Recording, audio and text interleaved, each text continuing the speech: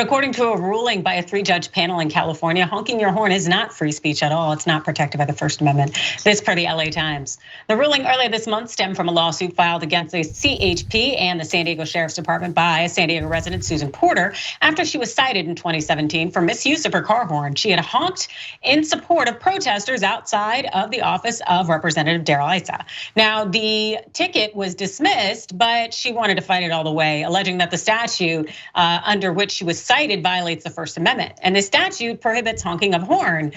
To warn of a safety hazard would be the only exception. And so Porter's attorney had wrote this in the complaint in 2018.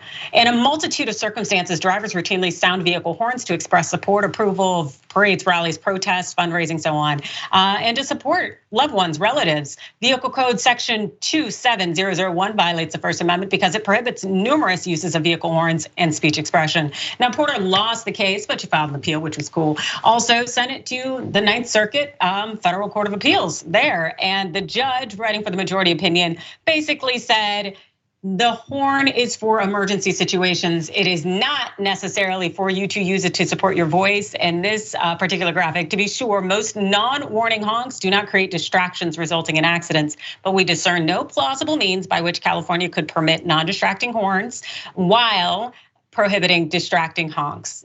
She also disagreed that it was a violation of the First Amendment, but of course it was a dissenting judge there, which is kind of interesting. But I will say that I completely agreed with the panel, and that's exactly what I had thought too, that the horn is there for hazard purposes. It's not necessarily supposed to be used as a method to celebrate or raise your voice, as great as it would be to go ahead and use your horn for that. No, it's on a motor vehicle. It's just not really its purpose.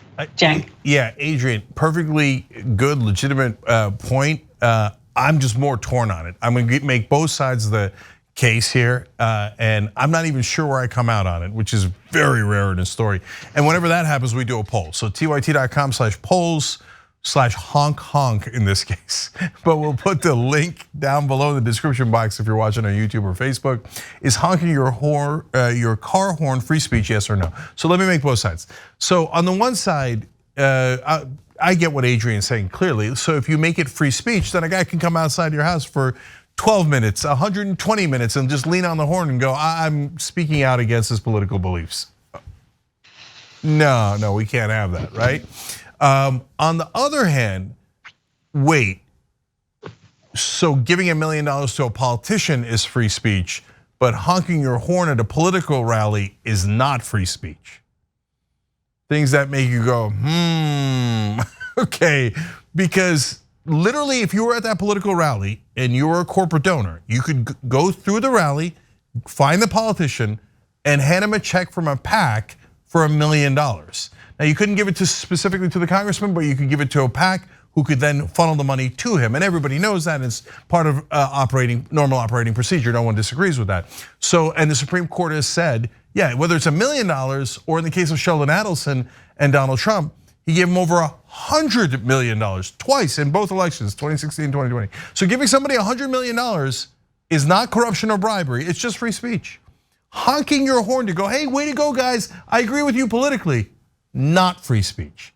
There's a massive irony there. The horn is a car, and the car is highly regulated. And so even when we consider like Fourth Amendment jurisprudence about doing search and seizure, the car is a little bit different, but also it's motor home, it's different. It's just the nature of the fact that it's a vehicle. If she had like a handheld horn, totally different ballpark. But by virtue of this being a regulated machinery meant for running on highway streets and whatnot, that's why they're like, no, that's not the purpose for this. You think I'm a mess with Adrian Lawrence on a legal issue?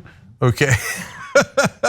So Adrian's but I do agree with you about the money. Like that's bull, absolute nonsense. Adrian's our legal expert. She does a show called Overruled on Rebel Headquarters. You should check that out on YouTube and Facebook. All right, Alonzo, what do you think? Well, I think somebody's got a hell of a lot of money. You get a ticket for honking your horn, the ticket gets dismissed and you still go forward with the lawsuit. How much money and time do you have to waste? We need people like that though. That's how we get a lot of these lower level small offenses. Like with our cell phone, that was that cell phone case where someone was driving and looking at their phone for GPS, they got a ticket. They were a lawyer and they went all the way up. and they end up getting it reversed, and that changed the landscape for all of us. So when I was reading this, I was like, yeah, thank God she's willing to do it, because I ain't spending my money like that. The thing about it though, and you can correct me, Adrian, because you're a lawyer, but even with free speech, there's certain responsibilities, right? I mean, you can't yell fire in a crowded theater.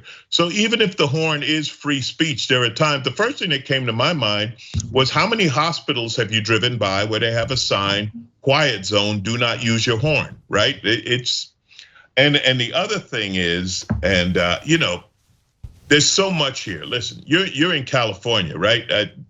People shooting at each other on the freeway. You don't want to just go blasting your horn at people in California. I can't speak for other states, but I know we've had some craziness on the freeways with people just shooting for no reason. So maybe you want to think before you honk. Now, the other side of it is, during the pandemic, we were doing drive-in comedy shows, and the audience was honking to let us know they were laughing. That's how they let us know they were laughing. They honked the horn and flashed the lights.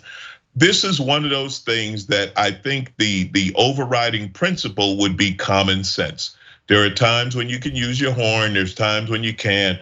Hopefully common sense would dictate those times. Again, Cenk, if you're gonna stand in front, park in front of someone's house and honk your horn for 12 minutes, I think we've proven I can shoot you for knocking at the door.